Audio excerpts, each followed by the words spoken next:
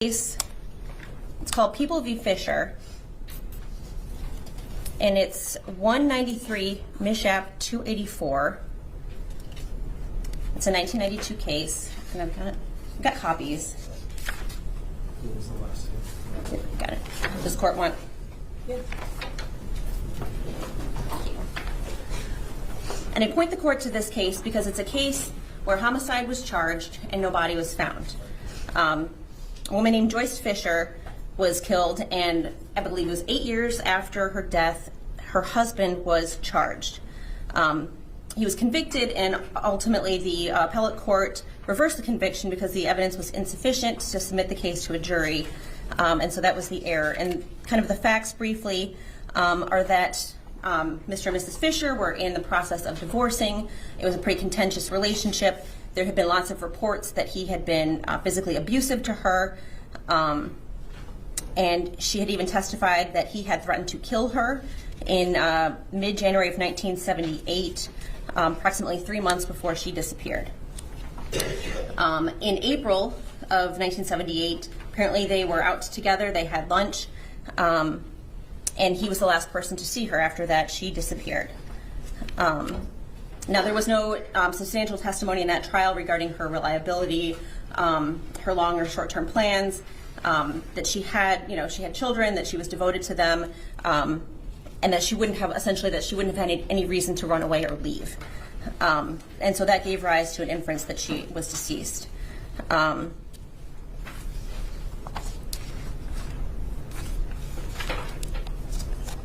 prosecutor in that case offered no evidence of an act that resulted in Joyce Fisher's death. And the court previously has held that the victim's body, while it's not necessary to establish corpus delicti, there has to be something more. There has to be, in this case, either an admission or confession, physical evidence, or some kind of witness testimony. In that case, there was no physical evidence, such as bloodstains or a weapon, linking the defendant to Joyce's death. He did not admit that he killed her. Although the prosecutor offered equivocal statements there, that he seemed to say, well, things didn't happen quite that way, and where it made it sound like maybe he did have something or some knowledge. The prosecutor there presented lots of evidence of defendant's motive and opportunity to kill her, but noted that those are not elements of the crime. And inferences, the court says, may not be based on evidence that is uncertain or speculative or merely raises a conjecture or a possibility. And they said, in that case, the evidence did not rise above the level of conjecture. And that's what we have here. We have conjecture.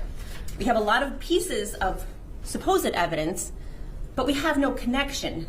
They don't connect to each other. They're puzzle pieces, and when you put them together, there's no picture. There is no big picture because there is no act that can be testified to that Mr. Butts did, and there's nothing to support that act. There's no evidence that he had a gun and used it. There's no evidence that he had a knife and used it. In fact, the evidence that the prosecutor put forward disputes those theories.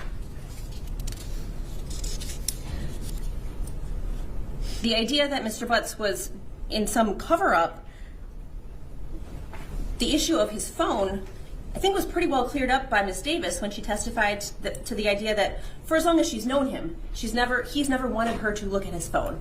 And mostly because he's been dealing with who knows how many other women. And that she had tried pretty much everything she could think of to get in that phone well before any of these allegations came about, and that she's never been able to. And so it makes sense that he would not want her to get in that phone, especially if he assumed he was coming home and wanted to have contact with her while he was serving his sentence in the Wayne County Jail. That she not know that she was not the only female he was dealing with.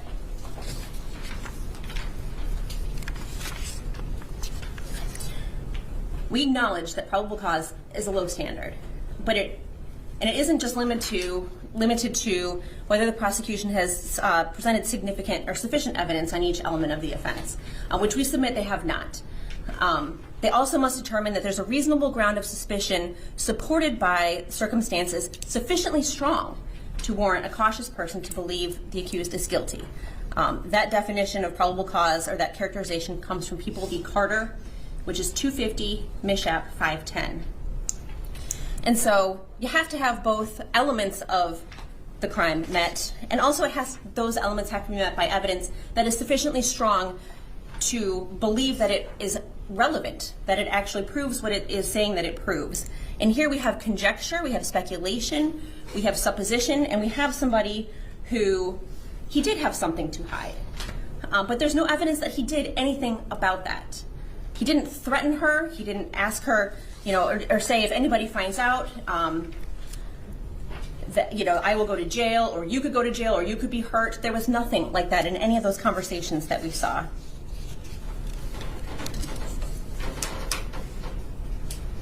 So, Your Honor, even by the relatively low standard of probable cause, we'd submit that there is insufficient evidence of both the idea that Mr. Butts did something to cause the death of Neziah Harris, and that he intended to kill her, or that intent to kill was premeditated. We don't know what happened when she left his shop on January the 9th around 9 o'clock.